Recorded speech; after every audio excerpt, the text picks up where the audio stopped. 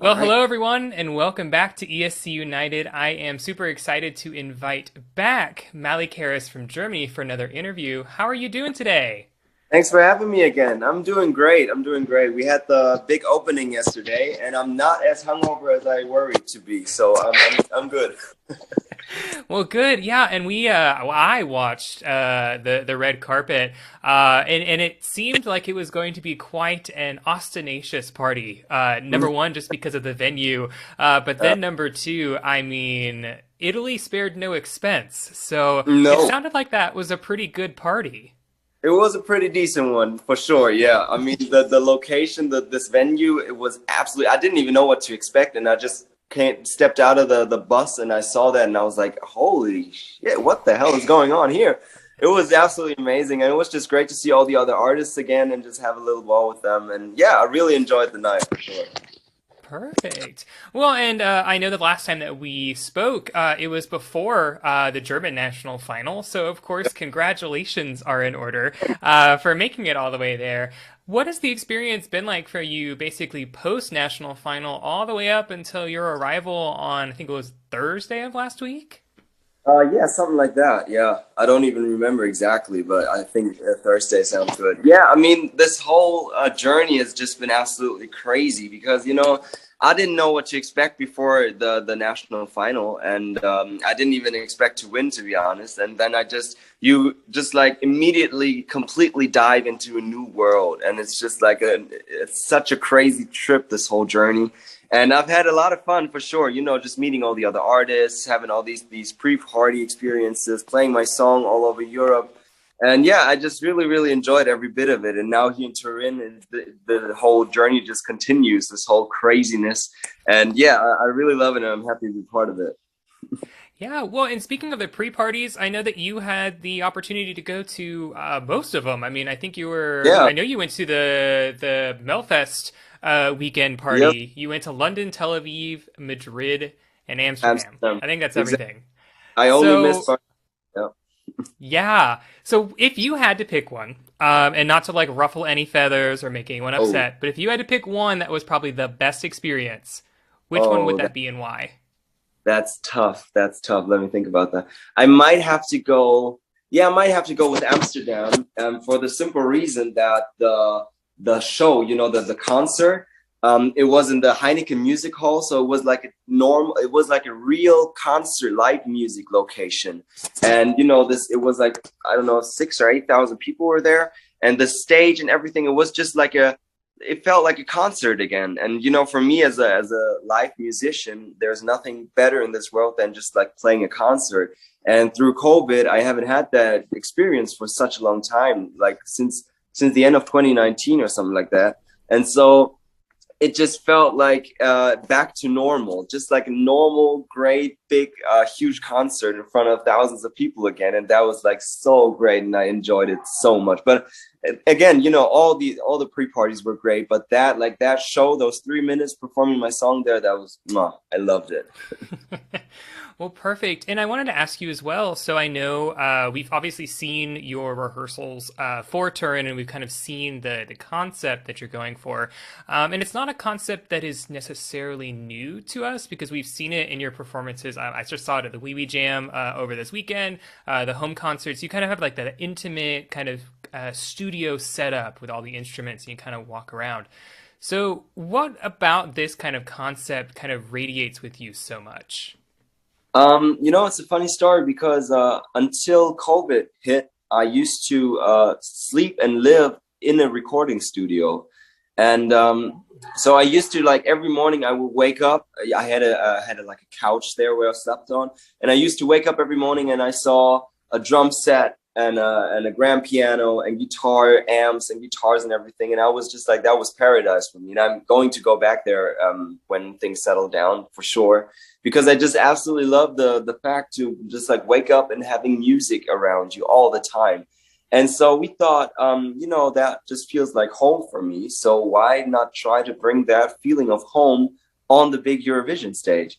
And I'm just super happy that we kind of pulled that off with the whole crew and everything. And now I'm just really, we got the carpets, we got the drum set. We got the grand piano. I, of course, I play since a couple of years now. I've been always playing with my guitar, my keyboard, and my drum pad and my loop station, which allows me to play all those instruments together.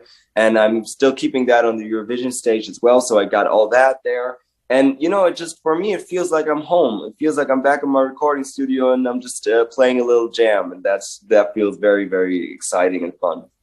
Yeah, well, and I think that that's one of the biggest things when you think about Eurovision. Some artists, especially coming right out of COVID, where a lot of artists haven't had the opportunity to do a ton of live performances, it can sometimes come off as a little scary to be up there on the stage. And so when you have that kind of familiarity, kind of that home sense that you have, it kind of helps.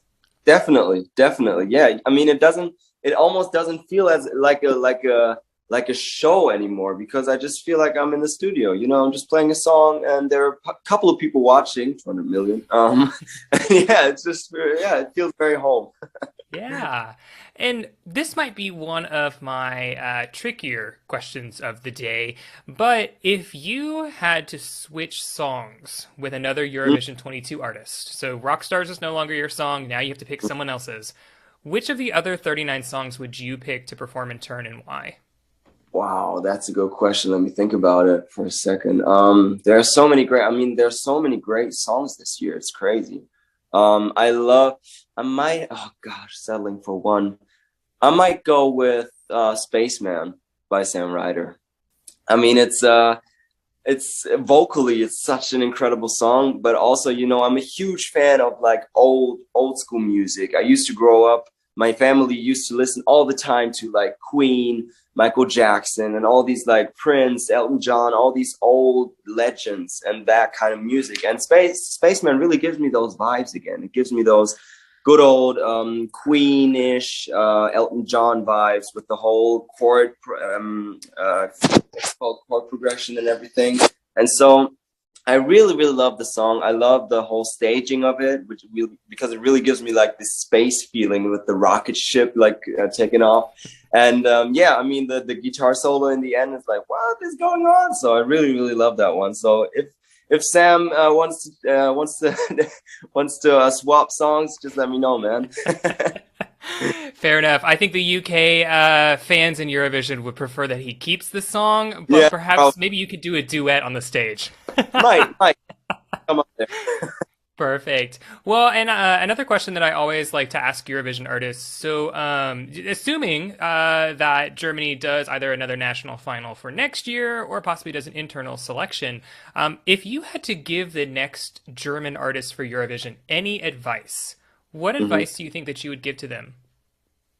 Oh man, to just enjoy the ride for sure. It's I think for me, it's not so much about the final ranks and everything, but it's just about this whole experience and to just like absorb this momentum because it's just a once in a lifetime experience, this whole journey. And you just, as I said, you dive into a completely new world. And it's so important to not get caught up too much in the whole contest vibe of it, but to just like enjoy being part of it. And you know, for me, Eurovision, and that might be also like the kind of advice that I would give, that you should try to see Eurovision less as a contest and much more as a coming together of so many, like this whole continent kind of manages to come together for a night, unite all the different countries and cultures, and just celebrate music together. And it's such a beautiful event. And so I think you should try to see it more like a festival, and you're part of the lineup and you're just like lucky to be there. And yeah, just have fun and take as much with you as you can. That might be my advice. Yeah, I think that's really solid advice, especially when you think about, I think so many people kind of peg success at Eurovision as like coming top five, top 10, whereas a lot of other artists, especially a lot of artists post-COVID, just being there, I think, is a success because you get that Exactly. exposure, that experience. So, Exactly. 100%. Yes, definitely. yeah. Well, one of the final questions that I always like to kind of close up on. What plans do you have after Eurovision? Is there a new album coming out? Tours? What's going on? It's crazy because from Turin, I'm directly flying to Hamburg to start my big headliner tour.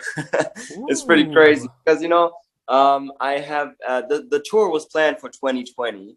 It's my first big headliner tour through all of Germany, and it had to be postponed like four freaking times now. And I said even before the German pre-selection, I was like, even if I win, I won't postpone the tour again. It's going to happen. I don't care what's going on. And now it's pretty crazy because on May 16 is the first show in Hamburg. So I got one day to just like travel over there. And then it starts like it's 16, 17, 18, 19, 20. The first is the first leg. So every day just playing live. And I'm just so much looking forward because that's for me, that's what it's all about, especially after COVID. Now things are coming back to normal and I can play some shows. I'm just so excited about that. So that's like the big plan for this year is just like play live as much as I physically can. Yeah. Well, awesome. Well, if tickets are not sold out, then I guess if you're watching this, make sure that if you're in Germany, go grab Yeah. yourself a ticket. Yeah. I hope that you sleep on that plane because that's gonna be a little bit of jet lag. Yeah.